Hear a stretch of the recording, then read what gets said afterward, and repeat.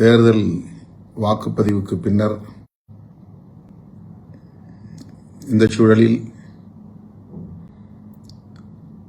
நம்முடைய வேட்பாளர்கள் ஆங்காங்கே வாக்கு எண்ணிக்கைக்கான களப்பணிகளில் ஈடுபட்டு வருகின்றனர். முகவர்களை நியமித்து அவர்களை ஒருங்கிணைக்கிற பணிகளில் ஈடுபட்டு வருகின்றனர்.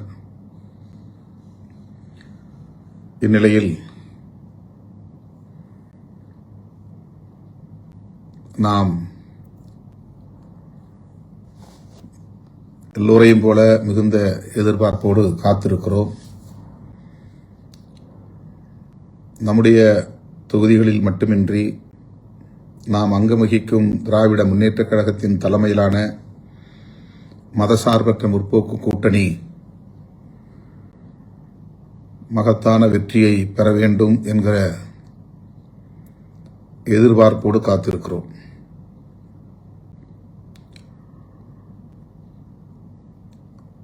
ஏறத்தாழ 10 நாட்களுக்கு மேலாக நான்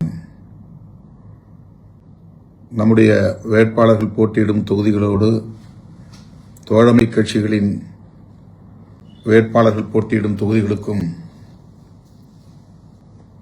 வாக்கு சேகரிக்கும் பணிகளில் ஈடுபட்டேன். காலை 9 மணியிலிருந்து இரவு 10 மணி வரையில் ஒவ்வொரு நாளும்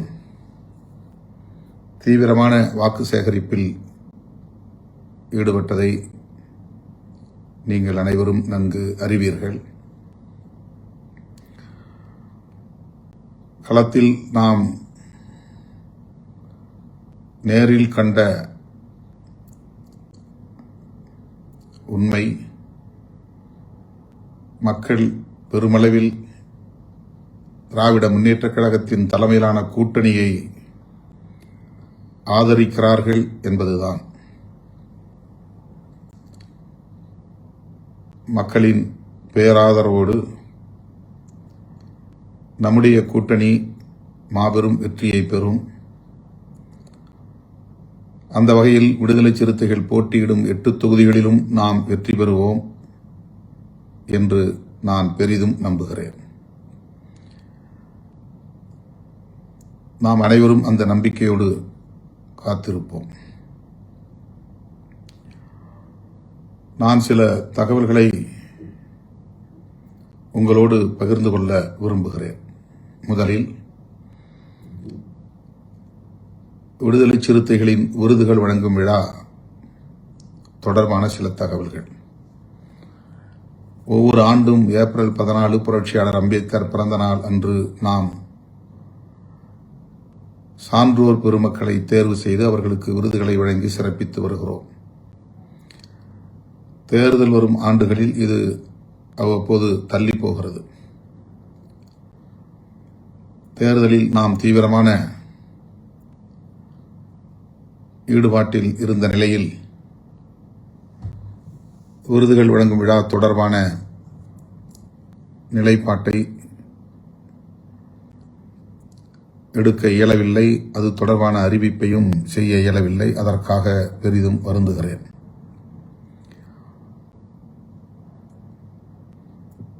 தேர்தல் முடிவுகளுக்கு பிறகு விருதுகள் வழங்கும் விழாவையும் நாம் நடத்தியாக வேண்டும். ஏற்கனவே நாம் எடுத்த முடிவின் அடிப்படையில் தமிழ் தேசிய எழுச்சி மாநாட்டையும் நடத்தியாக வேண்டும். இந்த 2 முக்கியமான நிகழ்வுகள் நமக்கு உள்ளன. இது தொடர்பாக நான் ஓரிரு நாட்களில்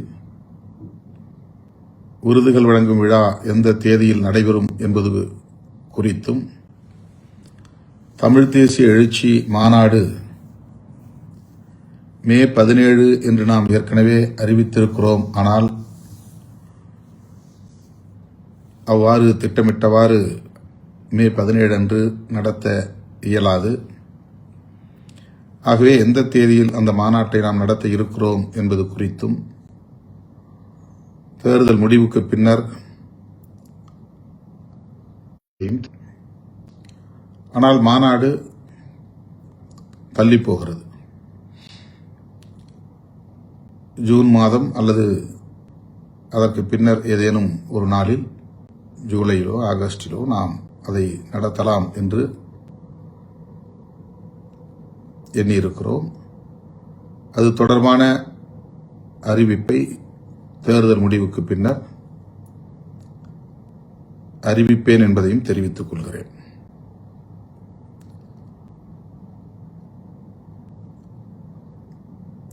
தேர்தலில் நம்முடைய கட்சியின் சார்பில் அனைத்து சட்டமன்ற தொகுதிகளிலும் தேர்தல் பணிக்குழு நியமனம் செய்யப்பெற்று ஆங்காங்கே தோழர்கள் தொகுதி வாரியாக கட்டுக்கோப்பாக இருந்து சிறப்பாக பணியாற்றியிருக்கிறார்கள், ஒரு சில தொகுதிகளை தவிர.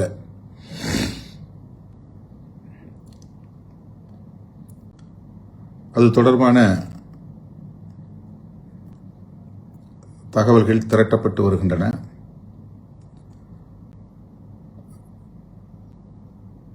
குறிப்பாக நாம் போட்டியிடாத பிற தொகுதிகளில் நம்முடைய தோழமை கட்சிகளின் வேட்பாளர்களுக்கு தேர்தல் பணி ஆற்றியதில்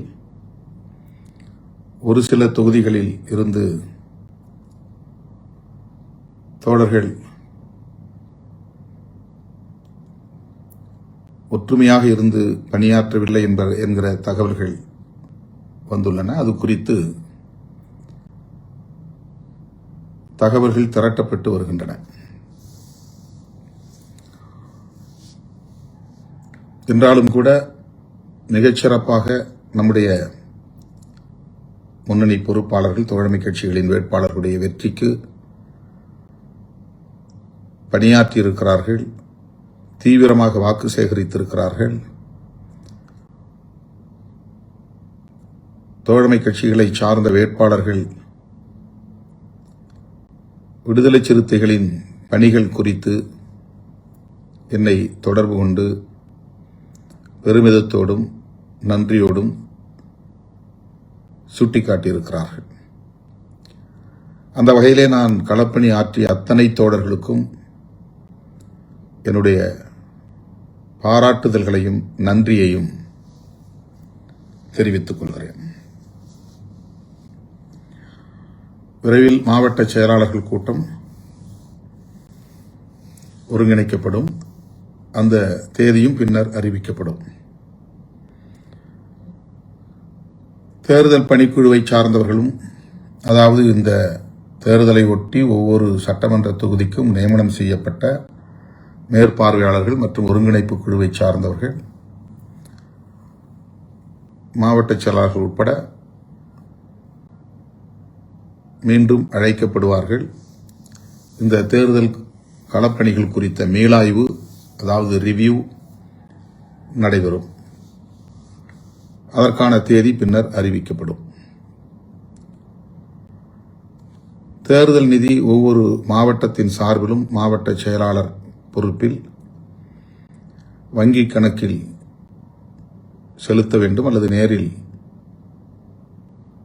செலுத்த வேண்டும் என்கிற வேண்டுகோள் விடுக்கப்பட்டது. வழக்கமாக தேர்தல் காலத்தில் நாம் தேர்தல் நிதியை திரட்டுவதுண்டு. ஆங்காங்கே மண்டல வாரியாக நிகழ்வுகள் ஒருங்கிணைக்கப்படும். அந்த நிகழ்வுகளில் தேர்தல் நிதி வழங்கப்படுவது வாடிக்கையான ஒன்று. இந்த முறை அவ்வாறு நமக்கு அந்த நிகழ்வை ஒருங்கிணைப்பதற்கான கால அவகாசம் இல்லை. அதற்கான முன் ஏற்பாடுகளை நாம் செய்யவில்லை. தருமபுரி மாவட்டத்தில் மட்டும் 2 நிகழ்வுகள் ஒருங்கிணைக்கப்பெற்று ஏறத்தாழ 50 லட்சம் ரூபாய் தேர்தல் நிதியாக வழங்கினார்கள். தமிழ்நாட்டிலேயே ஒரே ஒரு மாவட்டம் தருமபுரி மாவட்டம். அரூரில் ஒரு நிகழ்வு, தருமபுரியில் ஒரு நிகழ்வு. 2 நிகழ்வுகளிலும் சேர்த்து சற்றொப்ப 50 லட்சம் ரூபாய் நிதியை வழங்கினார்கள். அந்த தோழர்களுக்கு இந்த நேரத்தில் நான் நெஞ்சார்ந்த நன்றியை தெரிவித்துக் கொள்கிறேன். அதேபோல நான் விடுத்த வேண்டுகோளை ஏற்று பல மாவட்ட செயலாளர்கள் உடனே நேரில் என்னை சந்தித்து நிதியை வழங்கினார்கள். குறைந்தபட்சம் 50,000 1 லட்சம் 2 லட்சம் என்று சில மாவட்ட செயலாளர்களும், ஒரு சில மாவட்ட செயலாளர்கள் 5 லட்சம் 8 லட்சம் வரையிலும் வழங்கியிருக்கிறார்கள். தலைமை விடுத்த வேண்டுகோளை ஏற்று உடனடியாக தேர்தல் நிதியை கட்சிக்கு வழங்கிய மாவட்ட செயலாளர்கள் மற்றும் இதர முன்னணி பொறுப்பாளர்கள் அனைவருக்கும் நான் நன்றி சொல்ல கடமைப்பட்டிருக்கிறேன். அனைவருக்கும் மனமார்ந்த நன்றி. மாவட்ட செயலாளர்கள் மட்டுமின்றி மாநில பொறுப்பாளர்களும் நான் விடுத்த வேண்டுகோளை ஏற்று ஒரு சில தோழர்கள் தலா 10,000 என்கிற வகையிலே தேர்தல் நிதி வழங்கியிருக்கிறார்கள். பெரும்பாலானோர் மாநில பொறுப்பாளர்கள் அவ்வாறு நிதி வழங்கவில்லை. ஒரு சில தோழர்கள் வழங்கியிருக்கிறார்கள். அவ்வாறு வழங்கிய தோழர்களுக்கு நெஞ்சார்ந்த நன்றியை உரித்தாக்குகிறேன். செலுத்தாதவர்கள் விரைவில் செலுத்த வேண்டும் என்றும் கேட்டுக்கொள்கிறேன். கட்சி ஒரு நிலைப்பாட்டை எடுக்கிற போது அந்த நிலைப்பாட்டை நடைமுறைப்படுத்த வேண்டும் என்பது கட்சிக்கு வலு சேர்க்கும். அது ஒரு ஒழுங்கை உருவாக்கும். தலைமை எடுக்கிற முடிவு அல்லது கட்சி ஒருங்கிணைந்து எடுக்கிற முடிவு எதுவாக இருந்தாலும் அந்த முடிவை ஏற்றுக்கொள்வதும் நடைமுறைப்படுத்துவதும் ஒவ்வொருவரின் கடமையாகும், பொறுப்பாகும். அந்த பொறுப்பை உணர்ந்து செயல்பட்ட தோழர்களுக்கு மீண்டும் மனமார்ந்த நன்றியை உரித்தாக்குகிறேன்.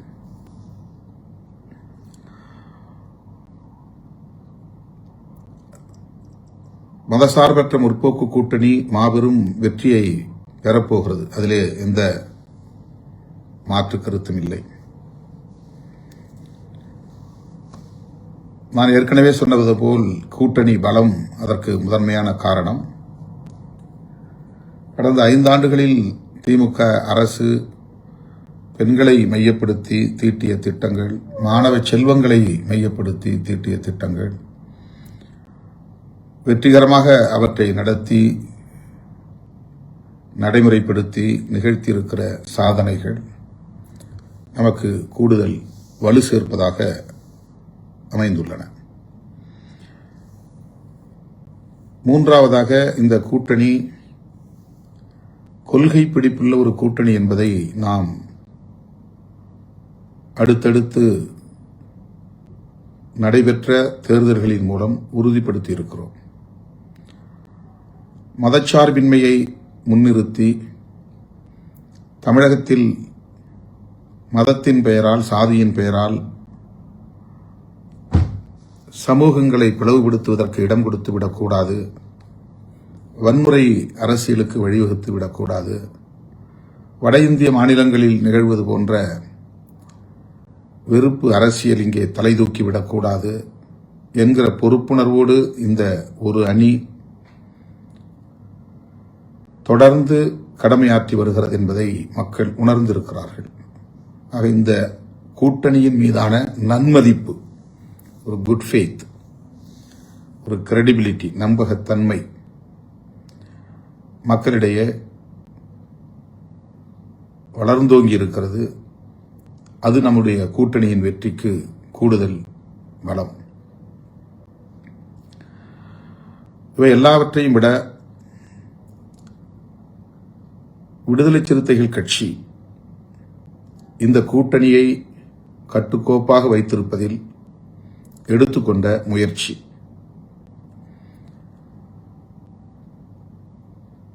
கடந்த 2 ஆண்டுகளுக்கு மேலாக மதசார்பற்ற முற்போக்கு கூட்டணியை எப்படியாவது சீர்குலைத்து விட வேண்டும், சிதறடித்து விட வேண்டும், பலவீனப்படுத்தி விட வேண்டும் என்று கங்கணம் கட்டிக்கொண்டு பலர் பல்வேறு முயற்சிகளை மேற்கொண்டார்கள்.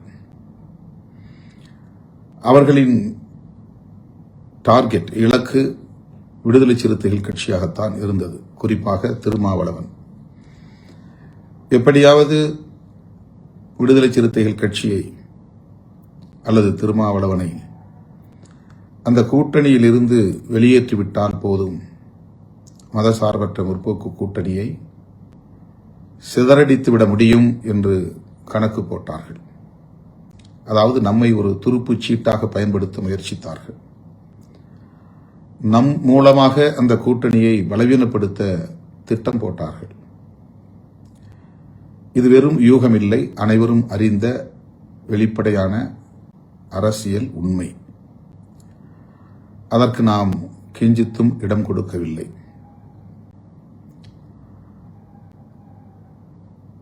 எந்த ஆசை காட்டுதல் அல்லது மயக்குதல் போன்ற அந்த காரணங்களை முன்னிறுத்தி அதன் மூலம் நம்முடைய இயக்க தோழர்களை அந்த கூட்டணியில் இருந்து எப்படி வெளியேற்ற முடியும் என்கிற முயற்சியில் தொடர்ந்து ஈடுபட்டு வந்தனர். எல்லா முயற்சிகளையும் நாம் அமைதி காத்ததன் மூலம், உணர்ச்சி வயப்படாமல் நிதானமாக செயல்பட்டதன் மூலம் முறியடித்தோம். நம்மை பொறுத்தவரையில் தொலைநோக்கு பார்வையோடு இந்த கூட்டணியில் இருக்கிறோம். வேறு எந்த காரணமும் முதன்மையானதாக இல்லை.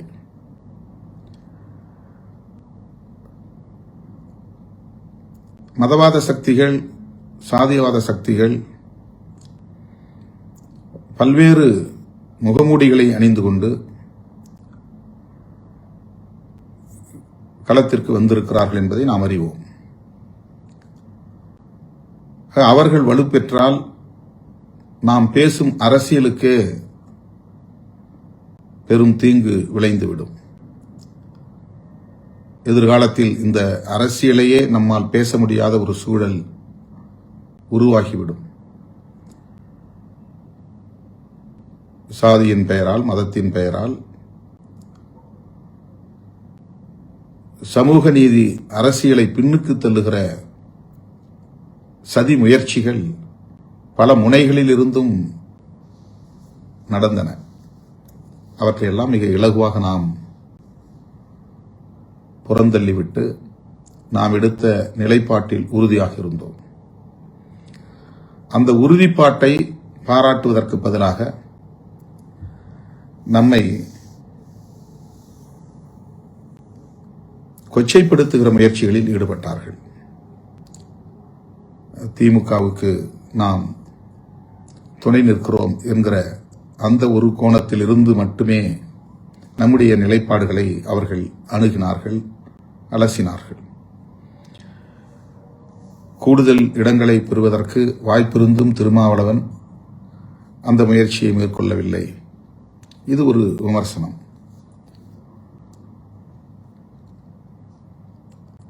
ஒடுக்கப்பட்ட மக்களுக்கு எதிராக இந்த அரசு இருக்கிறது.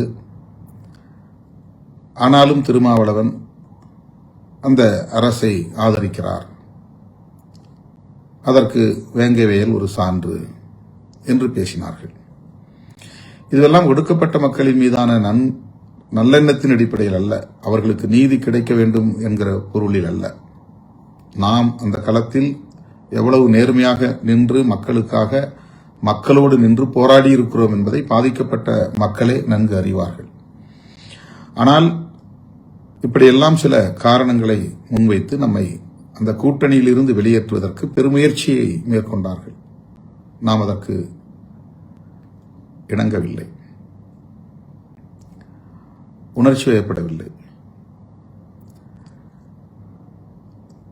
அதற்கு ஒரே காரணம், நாம் அங்கம் வகிக்கிற அந்த கூட்டணி நம்முடைய கூட்டணி, நாம் இணைந்து இடதுசாரி சக்திகளோடும் இதர ஜனநாயக சக்திகளோடும் இணைந்து பயணிக்கிற ஒரு கூட்டணி. அந்த கூட்டணியை பலவீனப்படுத்திவிட்டு தற்காலிகமான ஒரு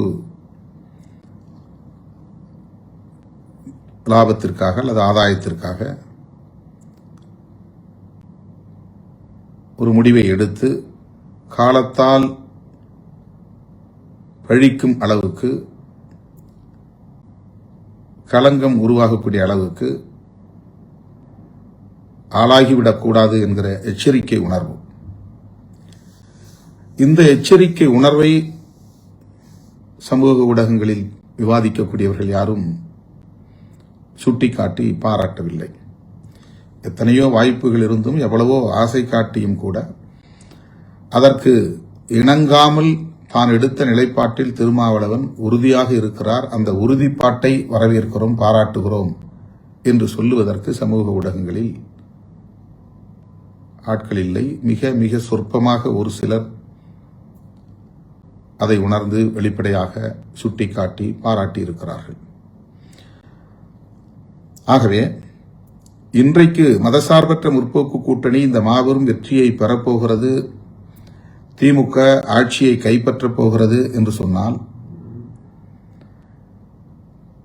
அதற்கு விடுதலை சிறுத்தைகளின் அணுகுமுறையும் விடுதலை சிறுத்தைகளின் உறுதிப்பாடான நிலைப்பாடும் ஒரு காரணம் என்பதை யாரும் மறந்துவிட முடியாது, மறுத்துவிட முடியாது. இதை யாரும் சுட்டிக்காட்டி விவாதிக்கப் போவதில்லை. ஆனால் நாம் உணர்ந்தாக வேண்டும், நீங்கள் உணர்ந்தாக வேண்டும். நாம் சராசரி அரசியல்வாதிகளைப் போல் செயல்பட்டிருந்தால், கூடுதல் இடங்களுக்காக ஆசைப்பட்டிருந்தால், மாற்றம் என்கிற பெயரில் நாம் வேறொரு முடிவை எடுத்திருந்தால், தமிழ்நாடு அரசியல் தலைகீழாக மாறியிருக்கும் என்பதிலே யாருக்கும் மாற்று கருத்து இருக்க முடியாது. அதை நாம் விரும்பவில்லை.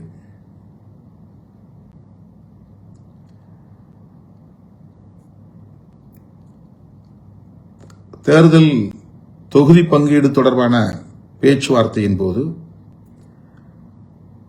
இரட்டை இலக்கத்தில் நமக்கு இடம் வேண்டும் என்று உயர்நிலைக்குழுவிலே நாம் தீர்மானம் போட்டோம். தொடர்ந்து அதை வலியுறுத்தி வந்தோம். ஆனாலும் நம்மால் இரட்டை இலக்கத்தை எட்ட முடியவில்லை. அதற்கு நான் முரண்டு பிடிக்கவில்லை. பேரம் என்கிற பெயரில் இழுபறி நிலையை உருவாக்கவில்லை. கூட்டணியில் ஒரு சங்கடமான சூழலை உருவாக்க நான் விரும்பவில்லை. அது கூட்டணியை பலவீனப்படுத்துவதற்கு காரணமாக அமைந்துவிடக் கூடாது, யாருக்கும் தீனி போடக்கூடாது என்கிற பொறுப்புணர்வோடு நானே ஒரு முடிவெடுத்து ஒப்பந்தத்தில் கையெழுத்திட்டேன். மேலோட்டமாக பார்த்தால் அது ஒரு ஏமாளித்தனம் போல் தெரியும். பொறுப்புணர்வோடு ஆய்வு செய்து பார்த்தால் அதில் நம்முடைய பெருந்தன்மையை புரிந்து கொள்ள முடியும், நம்முடைய தொலைநோக்கு பார்வையை புரிந்து கொள்ள முடியும், நம்முடைய கொள்கை பிடிப்பை உணர்ந்து கொள்ள முடியும், நம்முடைய ஆளுமை திறனை அறிந்து கொள்ள முடியும், நமக்கு இருக்கிற அரசியல் புரிதலை உணர முடியும். ஆனால் அதையும் பலர் இங்கே கொச்சைப்படுத்தினார்கள், இன்னும் கொச்சைப்படுத்துவார்கள். அவற்றையெல்லாம் நாம் பொருட்படுத்த தேவையில்லை. இப்போது எக்ஸிட் போல் தேர்தலுக்கு பிந்தைய கருத்து கணிப்பு வெளிவந்திருக்கிறது. பல நிறுவனங்கள் திமுக கூட்டணி மகத்தான வெற்றியை பெறும், திமுக மீண்டும் ஆட்சியை கைப்பற்றும் என்றெல்லாம் முடிவுகளை வெளியிட்டிருக்கிறார்கள். ஒரு சில நிறுவனங்கள், RSS பின்னணி உள்ள நிறுவனங்கள், பாஜக ஆதரவு நிறுவனங்கள், வலதுசாரி கருத்தியலை உயர்த்தி பிடிக்கிற சில சக்திகள் அதற்கு மாறான கருத்து கணிப்பை வெளியிட்டிருக்கிறார்கள். இந்த கருத்து கணிப்புகளை நாம் பொருட்படுத்த தேவையில்லை. நாம் களத்தில் நிற்பவர்கள், மக்களோடு நிற்பவர்கள், மக்கள் உணர்வுகளை புரிந்து கொள்ளும் வாய்ப்பை பெற்றவர்கள், 4 சுவர்களுக்கு இடையிலே அமர்ந்து அரசியல் கணக்குகளை ஆய்வு செய்யக்கூடியவர்கள் அல்ல. மக்களின் நாடி பார்த்து நாம் காய்களை நகர்த்துகிறோம். ஆகவே எப்படி கணக்கு போட்டு பார்த்தாலும் திமுக கூட்டணிதான் பெரும் வெற்றியை பெறும் என்பதிலே இரண்டாவது கருத்து இருக்க முடியாது. திமுக அல்லது திமுக கூட்டணிக்கு எதிரான வாக்குகளை பலர் போட்டி போட்டு பிரிக்கிறார்கள், பங்கு போடுகிறார்கள். பொதுவாக திராவிட கட்சிகளுக்கு, திமுக, அதிமுக ஆகிய இரு கட்சிகளுக்கு எதிரான ஒரு கருத்து இந்த அரசியல் களத்தில் நீண்ட காலமாக இருந்து வருகிறது. எதிர்ப்பு வாக்குகளும் இருந்து வருகின்றன. அந்த எதிர்ப்பு வாக்குகளை ஒவ்வொரு காலகட்டத்தில் அவ்வப்போது தோன்றிய மாற்று அரசியல் சக்தி என்று அடையாளப்படுத்திக் கொண்ட அரசியல் கட்சிகள் பெற்றிருக்கின்றன அல்லது பங்கு போட்டிருக்கின்றன. ஆகவே இந்த முறை திமுகவை எதிர்த்து அல்லது திமுக கூட்டணியை எதிர்த்து களத்திலே நிற்கும் அதிமுக தலைமையிலான கூட்டணி, விஜய் தலைமையிலான கட்சி, சீமான் தலைமையிலான கட்சி, இவர்கள் அத்தனை பேருக்குமே திமுக எதிர்ப்பு என்கிற ஒன்றுதான் பிரதானமான முதன்மையான அரசியல், அல்லது திமுக கூட்டணி எதிர்ப்பு என்பதுதான் முதன்மையான அரசியல். அவர்கள் மூவரும் அவரவர் சக்திக்கு ஏற்ப இந்த எதிர்ப்பு வாக்குகளை பகிர்ந்து கொள்கிறார்கள், பிரித்துக் கொள்கிறார்கள். புதிதாக களம் காணுகிற தமிழக வெற்றி கழகம் திமுக, அதிமுக ஆகிய இரண்டு கட்சிகளுக்கும் எதிரான வாக்குகளை பெருவாரியாக பிரித்துக் கொள்ள இருக்கிறார். ஆனால் தனித்த ஒரு சக்தியாக அவர் திமுக, அதிமுக அல்லது திமுக கூட்டணி, அதிமுக கூட்டணி ஆகிய இரண்டு கூட்டணிகளையும் பின்னுக்கு தள்ளி ஆட்சியை கைப்பற்றும் அளவுக்கான வலிமையை அவர் பெற்றிருக்கவில்லை. அதற்கான வாய்ப்பே இல்லை. ஆக எப்படி கணக்கு போட்டு பார்த்தாலும் திமுக வெற்றி பெறும், திமுக கூட்டணி வெற்றி பெறும் என்கிற போது நாம் போட்டியிடக்கூடிய 8 தொகுதிகளிலும் நாம் வெற்றி பெறுவதற்கான வாய்ப்பு மிக பிரகாசமாக இருக்கிறது என்று நான் நம்புகிறேன். எனவே அந்த நம்பிக்கையோடு நாம் மே 4ஆம் தேதியை வரவேற்போம். முடிவு எதுவாக இருந்தாலும் நம்முடைய அரசியல் களம் நீர்த்து போகாது. நம்முடைய பயணம் வழக்கம் போல வேகம் பெறும், இன்னும் தீவிரமடையும். இயக்கத் தோழர்கள் அந்த புரிதலோடு மே 4ஆம் தேதியை வரவேற்போம் என்பதை தெரிவித்துக் கொள்கிறேன். ஒரு வார இதழில் நம்முடைய கட்சியை குறிவைத்து தொடர்ந்து அடுத்தடுத்து 2 கட்டுரைகளை வெளியிட்டிருக்கிறார்கள். அது தொடர்பாக நம்முடைய தோழர்கள் சமூக ஊடகங்களில் கருத்துக்களை பதிவிட்டு வருகிறார்கள். அதை பொருட்படுத்த தேவையில்லை, கடந்து போவோம். விடுதலை சிறுத்தைகள் கட்சி புரட்சியாளர் அம்பேத்கர், தந்தை பெரியார், மாமேதை காரல் மார்க்ஸ் ஆகிய மாமனிதர்களின் கொள்கை வழியில் மக்களை அரசியல் படுத்தி வருகிறது. வெறும் தேர்தலுக்காக உருவாக்கப்பட்ட கட்சி அல்ல. உருவாக்கிய உடனேயே ஆட்சி அதிகாரம்தான் எங்கள் இலக்கு என்று நாம் மக்களிடத்தில் முறையிடவில்லை. எங்களுக்கு ஒரு வாய்ப்பு தாருங்கள் என்றும் நாம் கோரிக்கை வைக்கவில்லை. சமூக மாற்றத்தை ஏற்படுத்த வேண்டும். அதற்கு அரசியல் அதிகாரமும் தேவை. அந்த அடிப்படையில் நாம் தேர்தல் களத்தை சந்திக்கிறோம். தேர்தல் களமே நமக்கு முதன்மையானதல்ல. ஆட்சி அதிகாரமே நம்முடைய ஒரே இலக்கும் அல்ல.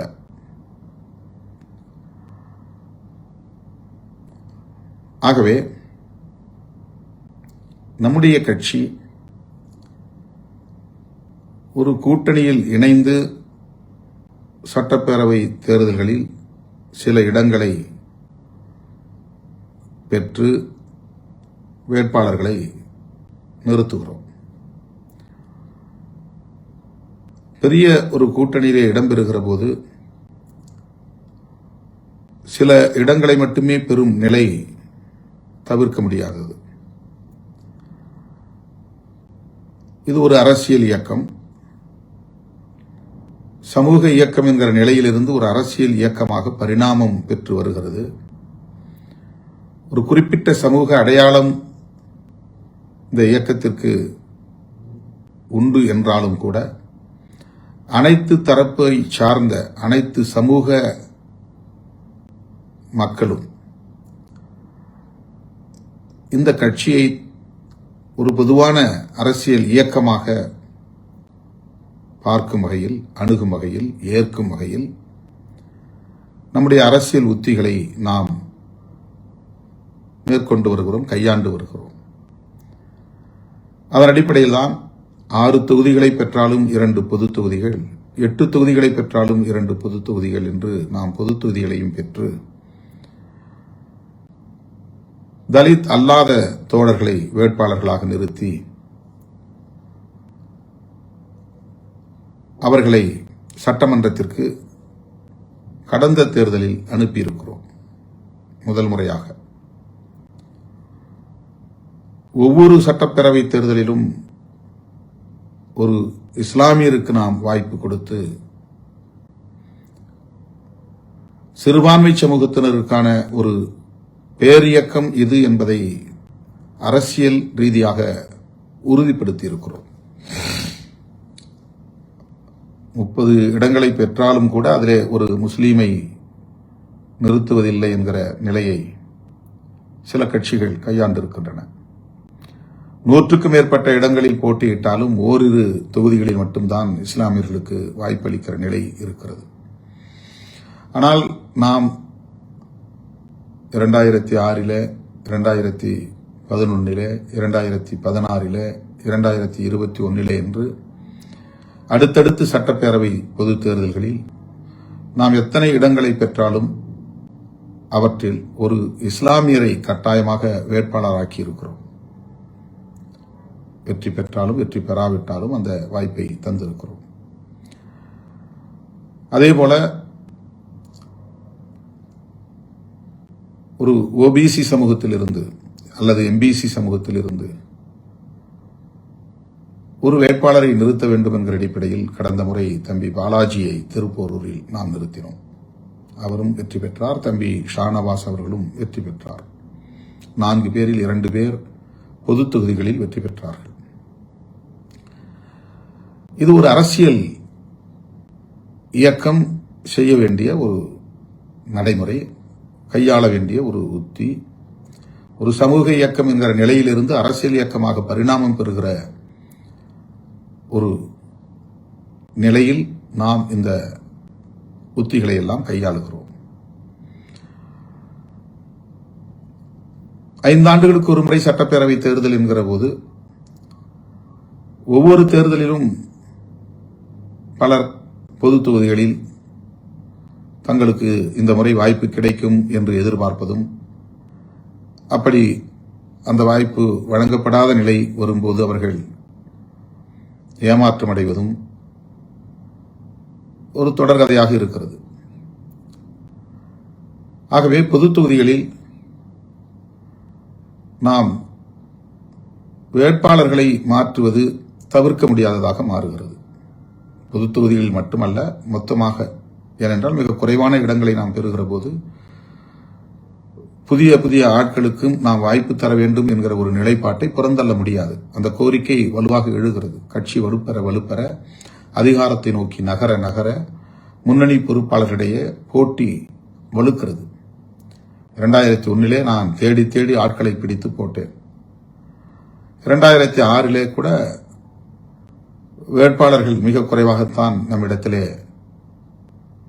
போட்டி போட்டார்கள். ஆனால் 2011 அதிகரித்தது, 16 இன்னும் அதிகரித்தது, 21 மேலும் ஒரு தொகுதிக்கு 10 பேர் என்கிற அடிப்படையில் போட்டி அதிகரித்தது.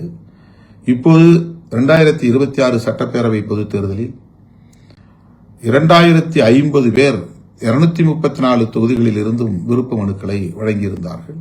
அதிலே வட மாவட்டங்களில் ஒரு தொகுதிக்கு 100 பேர் 150 பேர் என்கிற அடிப்படையிலே விருப்ப மனு செய்திருந்தார்கள். அதில் ஒரு சிலர் ஒருவருக்கே 10 விருப்ப மனு, 15 விருப்ப மனு என்றெல்லாம் கொடுத்தார்கள். என் பெயரில் மட்டும் பல தோழர்கள் கிட்டத்தட்ட 100க்கும் மேற்பட்ட விண்ணப்பங்களை செய்திருந்தார்கள். ஆக 2026 விருப்ப மனு கொடுத்தவர்களின் எண்ணிக்கை பெருகி இருக்கிறது. அந்த போட்டி என்பது அதிகரித்திருக்கிறது. வெறும் 5000 ரூபாய் விருப்ப மனுக்கு நாம் செலுத்த வேண்டும் என்று சொல்லியிருந்தோம். அதன்படி பார்த்தால் ஏறத்தாழ 1.25 கோடி ரூபாய் அந்த விருப்ப மனு செலுத்தியதிலேயே வங்கி கணக்கில் சேர்ந்தது. அந்த 1.25 கோடி ரூபாயில் 1 கோடி ரூபாயை எடுத்து நாம் தேர்தல் செலவில் பயன்படுத்தினோம். வேட்பாளர்களுக்கு தலா 10 லட்சம் உடனே நான் காசோலை மூலமாக வழங்கினேன். இது நம்முடைய தோழர்கள் சொந்த பணத்திலிருந்து கட்சிக்கு என்று செலுத்திய தொகை. இதை உங்களுக்கு நான் வழங்குகிறேன். அவர்களை நெஞ்சிலே நிறுத்திக் கொண்டு இந்த பணத்தை எடுத்துச் செல்லுங்கள். நம் தோழர்கள் கொடுத்த பணம் இது எங்கும் நன்கொடையாக திரட்டிய பணம் இல்லை என்றெல்லாம் சொல்லியே கொடுத்தேன். ஆக போட்டி நாளுக்கு நாள் ஒவ்வொரு தேர்தலிலும் அதிகரிக்கிறது. அப்படி அதிகரிக்கிற போது புதிய முகங்களுக்கு வாய்ப்பு தர வேண்டும் என்பதை ஒரு நிலைப்பாடாக நாம் எடுக்க வேண்டிய ஒரு கட்டாயம் எழுகிறது. அந்த அடிப்படையில் தான் பொது தொகுதிகளில் வென்ற தம்பி ஷானவாஸ் அவர்களுக்கும் தம்பி SS பாலாஜி அவர்களுக்கும் இந்த முறை நான் வாய்ப்பு தர இயலாமல் போனது. ஆனால் அதற்கு வெவ்வேறு காரணங்களை பலரும் சமூக ஊடகங்களில் எடுத்துச் சொன்னார்கள், விவாதித்தார்கள். அது உண்மையல்ல. அந்த காரணங்கள் எதுவும் உண்மையல்ல. திமுக கூட்டணியில் உறுதியோடு இருப்போம் என்ற முடிவை திருமாவளவன் தான் எடுக்கிறான். திமுக கூட்டணியில் விடுதலை சிறுத்தைகள் கட்சி நீடிப்பதற்குரிய காரணங்களை திருமாவளவன் தான் விளக்குகிறான். அதை பின்பற்றிதான் இயக்கத்தோழர்கள், நம்முடைய சட்டமன்ற உறுப்பினர்கள் 4 பேருமே சட்டமன்றத்தில் பேசினார்கள். அது எனக்கு எப்படி முரண்பாடானதாக இருக்க முடியும்? அது முற்றிலும் தவறான ஒரு கருத்து. அவர்களுக்கு வழங்கப்படவில்லை என்ற ஒரே காரணத்தை வைத்து திமுகவுக்கு அவர்கள் நெருக்கமாக இருந்தார்கள். அதனால்தான் 3 பேருக்கும் பனையூர் பாபு உட்பட வழங்கவில்லை என்று சொன்னார்கள். இது முற்றிலும் தவறானது என்பதை ஏற்கனவே நான் விளக்கிவிட்டேன். புதிய முகங்களுக்கு வாய்ப்பு தர வேண்டும் என்பது ஒவ்வொரு கட்சியிலும் இருக்கிற நடைமுறைதான். திராவிட முன்னேற்ற கழகத்திலே கூட 60 பேருக்கு புதிய முகங்களுக்கு 60 புதிய முகங்களுக்கு வாய்ப்பு தந்திருக்கிறார்கள். அப்படி என்றால் 60 பேர் பழைய சிட்டிங் MLAs. அந்த வாய்ப்பு மறுக்கப்பட்டிருக்கிறது. அதை பற்றி யாருமே பேசவில்லை. விடுதலை சிறுத்தைகளை பற்றி மட்டும் பேசுகிறார்கள்.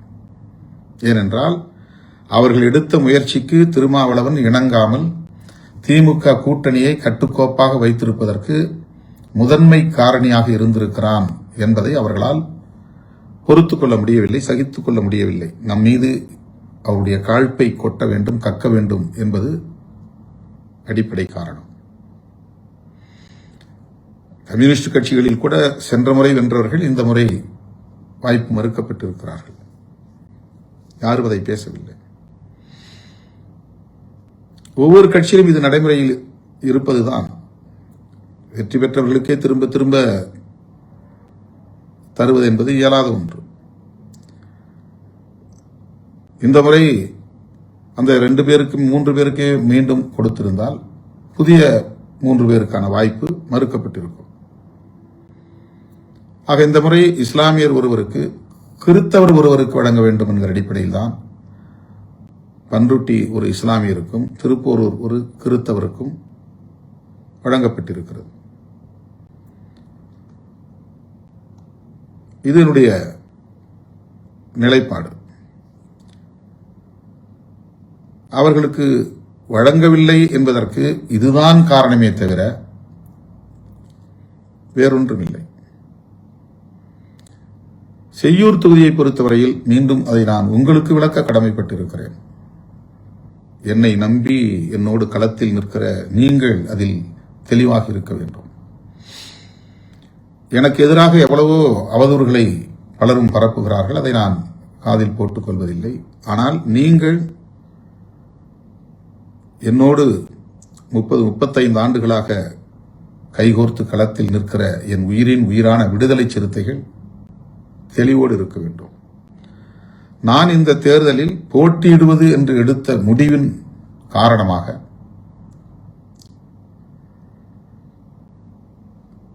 ஒரு அதிர்ச்சி அல்லது பலருக்கும் வியப்பை தருகிற ஒரு நிலை உருவானது. ஏன், என்ன காரணம்? இவர் எம்பியாக இருக்கிறார். இன்னும் 3 ஆண்டுகள் பதவி காலம் இருக்கிறது. எம்பி பதவியை ராஜினாமா செய்துவிட்டு சட்டமன்ற தேர்தலில் போட்டியிட வேண்டும் என்று ஏன் இவர் முடிவெடுத்தார்? பலரும் தங்களுடைய யூகங்களை எல்லாம் செய்திகளாக்கிக் கொண்டிருந்தார்கள்.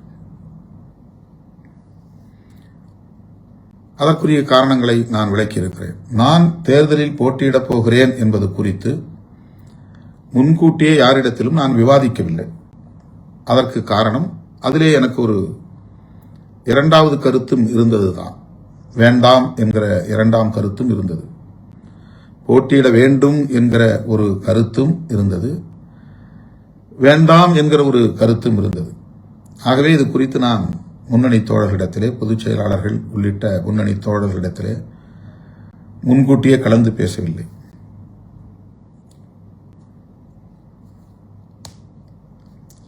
திடுமென நான் போட்டியிடுவதாக அறிவித்தேன். நம்முடைய தோழர்கள், முன்னணி தோழர்கள் பலரும் அதிர்ச்சி அடைந்தார்கள். மற்றவர்கள் எப்படியோ அது வேறு. நம்முடைய தோழர்கள் நான் போட்டியிடுவது என்று முடிவெடுத்ததும் காட்டுமன்னார்குடி தொகுதியில்தான் என்று அறிவித்ததும்,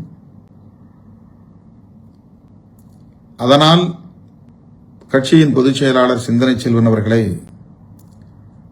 செய்யூருக்கு மாற்றியதும், அதன் அடிப்படையில் இயக்கத் தோழர்கள் அதிர்ச்சிக்குள்ளானதும் ஒரு இயல்பான நிலைதான். நான் போட்டியிடுவதென்று முடிவெடுத்த பிறகு நான் 8 தொகுதிகளில் எந்த இடத்திலும் தலைவர் என்கிற முறையிலே போட்டியிட முடியும். பெரியகுளத்தில் கூட நான் போட்டியிடலாம், அல்லது செய்யூரில் கூட நான் போட்டியிடலாம். ஆனால் டெஸ்டட் அண்ட் ப்ரூவ்டு, சோதிக்கப்பட்டு நிரூபிக்கப்பட்ட வாக்கு வங்கி நமக்கு காட்டுமன்னார் கோவிலில் உள்ளது. அங்கே விண்ணப்பம் செய்துவிட்டு நான் 8 தொகுதிகளுக்கும் சுற்றுப்பயணம் மேற்கொள்ள முடியும், பிற தொகுதிகளுக்கும் சுற்றுப்பயணம் மேற்கொள்ள முடியும். அந்த வசதிக்காக காட்டுமன்னார்குடியை நான் தேர்வு செய்யும் போது சிந்தனை செல்வன் அவர்களை ஒரு பாதுகாப்பான தொகுதி செய்யூர் என்கிற அடிப்படையில் செய்யூருக்கு மாற்ற வேண்டியிருந்தது. ஆக அவரை செய்யூருக்கு மாற்றியதால் பனையூர் பாபுக்கு அங்கே வாய்ப்பு தர இயலவில்லை.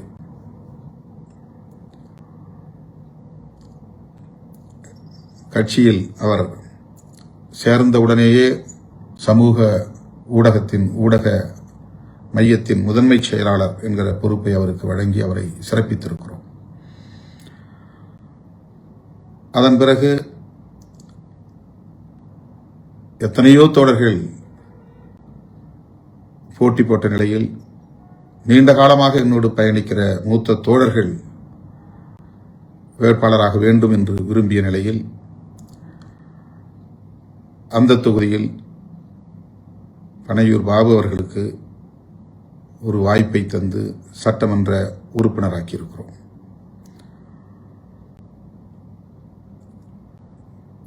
முன்னணி தோழர்கள் பலரும் இப்படி கட்சிக்கு வந்த உடனேயே பலருக்கு வாய்ப்பை தந்து அவர்களெல்லாம் அதிகார வலிமையுள்ளவர்களாக ஆக்குகிறீர்கள். எங்களை போன்றவர்கள் இப்படி இன்னும் அந்த இடத்தை தொட முடியாத நிலையில் இருக்க வைத்திருக்கிறீர்களே என்று அப்போது பேசியிருக்கிறார்கள், வருத்தப்பட்டிருக்கிறார்கள். அதன் பின்னர் வழக்கம் போல நான் எடுத்த முடிவுக்கு முழுமையான ஒத்துழைப்பை நல்கி அரும்பாடுபட்டு அந்த தொகுதிகளில் 4 இடங்களில் நாம் வெற்றி பெறுவதற்கு பணியாற்றியிருக்கிறார்கள், ஒத்துழைத்திருக்கிறார்கள். ஆகவே ஒருமுறை சட்டமன்றத்திற்கு செல்லுகிற வாய்ப்பு அவருக்கு கிடைத்திருக்கிறது. ஒருமுறை சட்டமன்றத்திற்கு செல்லுகிற வாய்ப்பு தம்பி ஷானவாசுக்கு கிடைத்திருக்கிறது, தம்பி SS பாலாஜிக்கு கிடைத்திருக்கிறது என்கிற நிலையில் அந்த இடத்தில் புதிதாக யாரேனும் ஒருவருக்கு வாய்ப்பு தரலாம் என்கிற அடிப்படையில் நான் எடுத்த முடிவுதான் அந்த முடிவு. வேறு எந்த காரணமும் இல்லை. யார் என்ன யூகங்களை பேசினாலும் அது உண்மை இல்லை. நான் போட்டியிடுவேன் என்று அறிவித்ததும், காட்டுமன்னார்குடி தொகுதி என்று அறிவித்ததும், பின்னர் அந்த போட்டியிலிருந்து நான் விலகிக் கொண்டதும் விமர்சனங்களுக்கு உரியவைதான். நான் உடன்படுகிறேன். நான் போட்டியிடுவது என்று எடுத்த முடிவுக்கான காரணங்கள் அல்லது விலகிக் கொண்டதற்கான காரணங்கள் உடன் நெருக்கமாக உள்ள முன்னணி தோழர்கள் அனைவருக்கும் நன்கு தெரியும்.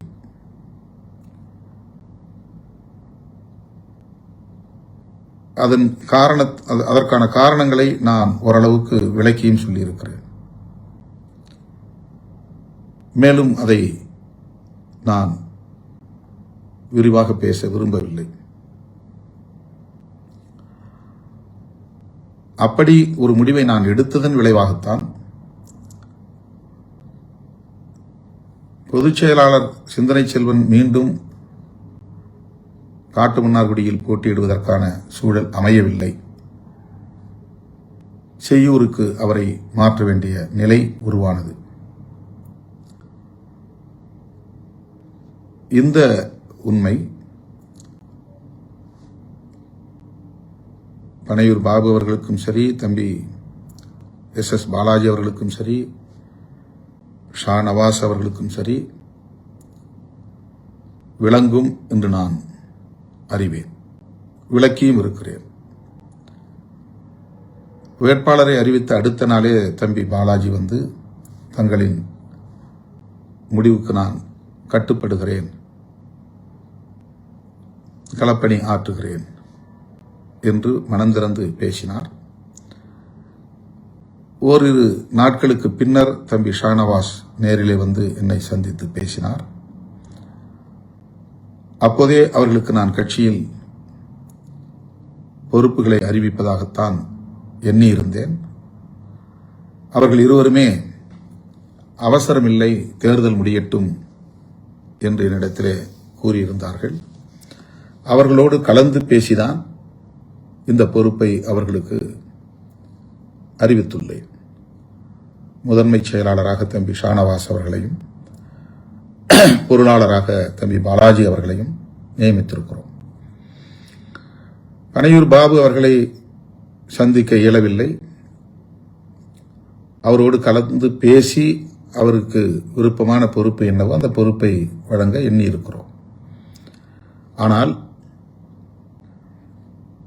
இரண்டாவது முறை தேர்தலில் போட்டியிடுவதற்கான வாய்ப்பு வழங்கவில்லை என்ற ஒரே ஒரு காரணத்தை வைத்து கட்சிக்குள் குழப்பத்தை ஏற்படுத்துவதற்கு ஒரு பத்திரிகை முயற்சிக்கிறது என்றால் அவர்களின் எண்ணம் என்னவாக இருக்கும் என்பதை நீங்கள் புரிந்து கொள்ள வேண்டும்.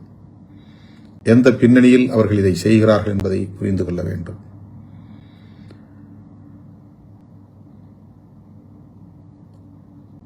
அதாவது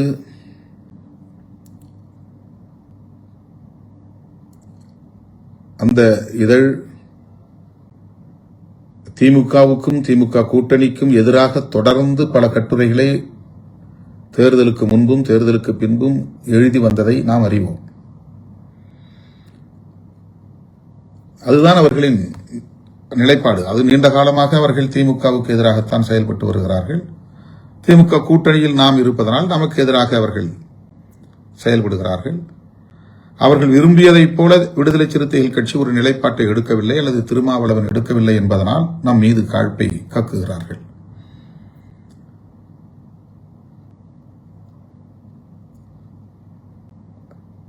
தோழர்களே, விடுதலை சிறுத்தைகள் கட்சி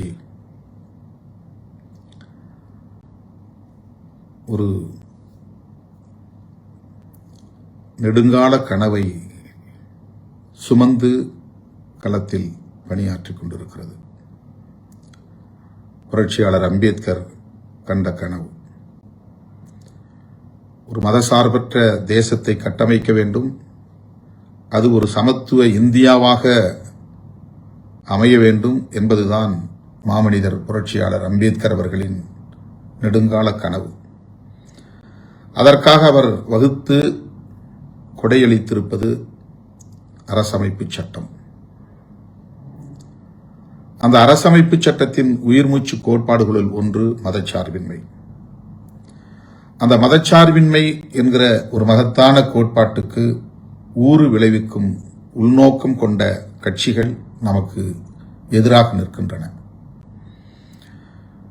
வெளிப்படையாக கூட்டணி அமைத்தும் களத்தில் நிற்கிறார்கள். நம்மை போலவே அரசியல் பேசிக்கொண்டே இந்த மதசார்பின்மை, சமத்துவம், சமூக நீதி போன்றவற்றுக்கு எதிரான சக்திகளோடு உறவாடிக்கொண்டே களத்தில் இருப்பவர்களும் இருக்கிறார்கள். குறிப்பாக விஜய் அவர்கள் பாஜக எங்கள் கொள்கை எதிரி என்று சொன்னார். அந்த ஒற்றை சொல்லை தவிர இதுவரையில் அடுத்த வார்த்தை பாஜகவுக்கு எதிராக அவர் பேசியதே இல்லை. அவருடைய நோக்கம் திமுக ஆட்சியை இங்கிருந்து அப்புறப்படுத்த வேண்டும் என்பது மட்டும்தான். அந்த ஆட்சியை அப்புறப்படுத்திவிட்டால் அடுத்து யார் ஆட்சிக்கு வருவார்கள் என்பதை பற்றி அவருக்கு கவலை இல்லை. பாஜக அங்கம் வகிக்கும் அதிமுக வந்தாலும் அவருக்கு பிரச்சனை இல்லை. ஆக அந்த நோக்கில் தான் அவர் செயல்படுகிறார் என்பதை தேர்தல் களத்தில் நாம் அம்பலப்படுத்தி இருக்கிறோம். அந்த கருத்துக்கு வலு சேர்க்கக்கூடிய சக்திகளுள், அந்த நோக்கமுள்ள சக்திகளுள் ஒன்றுதான் நமக்கு எதிரான கட்டுரையை வெளியிட்டிருக்கிற ஒரு இதழ். அவர்கள் எப்போதும் நம்மை ஊக்கப்படுத்தியதில்லை, அங்கீகரித்ததில்லை. கடந்த காலங்களிலும் நமக்கு எதிராக எத்தனையோ பல கட்டுரைகளை வெளியிட்டிருக்கிறார்கள் என்பதை நாம் அறிவோம். அதற்காக நாம் அவர்களுக்கு எதிரான எந்த அவதூறிலும் நாம் ஈடுபட்டதில்லை, எதிர்வினை ஆற்றியதில்லை. அவர்கள் மட்டுமல்ல, எந்த ஊடகமும் நம்மை பெரிதாக உயர்த்தி பிடித்ததில்லை, ஒரு பொருட்டாகவும் நம்மை எடுத்துக்கொண்டதில்லை. அதை பற்றி நாம் கவலைப்பட்டதும் இல்லை, கவலைப்பட போவதும் இல்லை. நாம் மக்களோடு களத்தில் நிற்கிறோம், மக்களோடு எப்போதும் போராடிக்கொண்டே இருப்போம். மக்கள் நம்மை ஏற்றுக்கொள்ளும் காலம் வரையில் தீவிரமாகவே நாம் பணியாற்றுவோம்.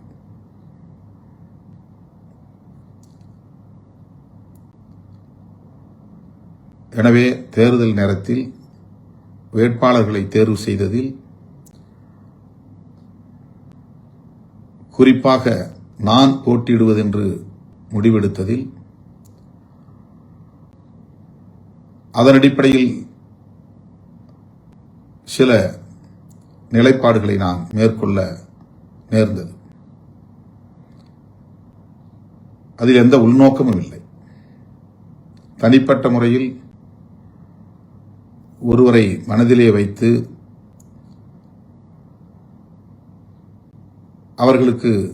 அவர்களுக்காக தொகுதி வாங்க வேண்டும் என்றோ அல்லது அவர்களுக்காக தொகுதியை வாங்கக்கூடாது என்றோ ஒருபோதும் நாம் சிந்தித்ததில்லை. நமக்கு தென் மாவட்டங்களிலும் இடம் வேண்டும், மேற்கு மாவட்டங்களில் ஏதேனும் ஒரு சில இடங்களாவது வேண்டும், டெல்டா மாவட்டங்களில் வேண்டும், வட மாவட்டங்களில் மட்டுமின்றி தமிழ்நாடு முழுவதும் பரவலாக நாம் போட்டியிட வேண்டும். அப்போதுதான் அரசியல் களத்தில் ஒரு தாக்கத்தை ஏற்படுத்த முடியும், அனைத்து தரப்பு மக்களின் நன்மதிப்பையும் பெற முடியும், அவர்களின் நல்லாதரவை வென்றெடுக்க முடியும் என்கிற அடிப்படையில் தான் 2001 தொடர்ந்து கூட்டணியில் பேச்சுவார்த்தை நடக்கும் போதெல்லாம் நான் பெருமுயற்சிகளை மேற்கொண்டிருக்கிறேன். தென் மாவட்டங்களில் ஒரு முறை நமக்கு சமயநல்லூர் 2001 கிடைத்தது. அதன் பிறகு ஒரு நீண்ட இடைவெளிக்கு பிறகு இப்போது பெரியகுளம் கிடைத்திருக்கிறது. அரூரில் போட்டியிடுவதற்கு நமக்கு 2011, 2006, 2016 நமக்கு வாய்ப்பு கிட்டியது. இப்போது 21, 26 கிட்டவில்லை. இதை தோழர்கள் புரிந்து கொள்ள வேண்டும். நம்முடைய இயக்கத் தோழர்களே கூட, முன்னணி தோழர்களே கூட அவர்களை மட்டுமே மனதில் வைத்துக் கொண்டு சில கருத்துக்களை பேசுகிறார்கள். வாங்கினால் எனக்கு தர வேண்டும் என்பதற்காகவே வாங்கவில்லை என்று கருதும் நிலை. அப்படித்தான் ஒரு தம்பி கட்சியை விட்டே வெளியேறி புதிய கட்சியை தொடங்கினார். அவர் இப்போதும் காட்டுமன்னார்குடி குறித்து நான் எடுத்த நிலைப்பாட்டை விமர்சிக்கிறார். 15 ஆண்டுகள் ஆகிறது அவர் கட்சியை விட்டு போய்.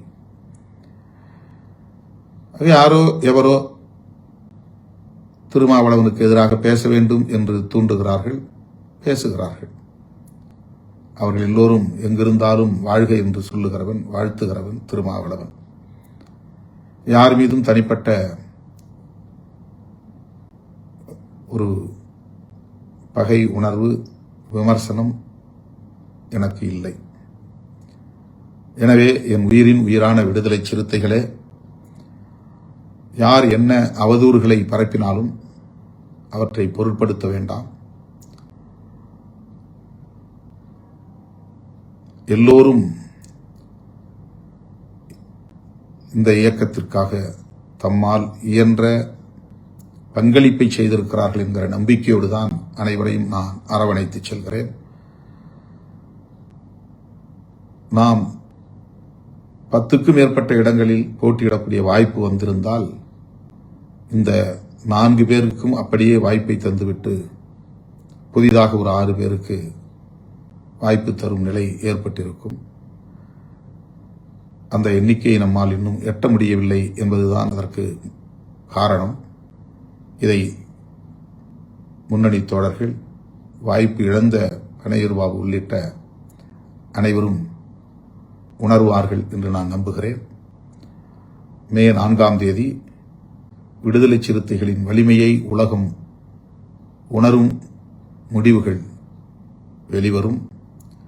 விடுதலை சிறுத்தைகள் தான் உண்மையாக இங்கே ஒரு தீர்மானிக்கிற சக்தி, தமிழக அரசியலை தீர்மானித்த சக்தி என்பதை மே 4 தேதியன்று வெளிவர இருக்கிற முடிவுகள் உணர்த்தும்.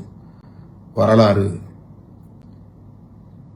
விடுதலை சிறுத்தைகளுக்கான இடத்தை, உரிய இடத்தை தரும். எனவே நம்பிக்கையோடு பயணிப்போம். அனைவருக்கும் வாழ்த்துக்கள். நன்றி.